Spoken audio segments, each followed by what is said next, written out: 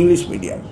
আপনারা জানেন সেই সময়ে আমরা এই বাংলাপিডিয়া ইংলিশ মিডিয়ামে আমাদের হেরিটেজ, কালচার, হিস্ট্রি, রিলিজিয়ন্স এগুলিকে ভ্যালু দিয়ে বাংলাপিডিয়া আমরা ইনক্লুড করেছিলাম। ওদেরকে আমরা রেগুলেটরিতে আনতে পারিনি মন্ত্রণালয়ে, সেই সময় এই উদ্যোগটা নেওয়া হয়নি।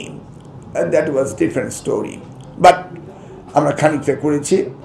এবার আমার সাথে প্রতিমন্ত্রীর কথা হয়েছে যে আমরা ইংলিশ মিডিয়াম স্কুলগুলো কিভাবে আমাদের রেগুলেটরি আন্ডারে আনা যায় সেই ব্যবস্থা আমাদের নিতেই হবে। কারণ আপনি যদি মনে করেন আজকে ইউনাইটেড স্টেটসে গিয়ে যে কোনো একটি স্কুল করবেন, it's not possible.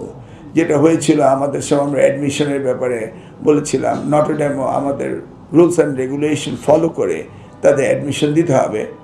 Then they went to the High Court and they lost the case, as you remember. অতএব এটা গণপ্রজাতন্ত্রী বাংলাদেশ সরকার এবং এই শিক্ষা মন্ত্রণালয়ের অধীনস্থ প্রত্যেকটি স্কুল কলেজকে হতেই হবে, এর কোনো বিকল্প নেই।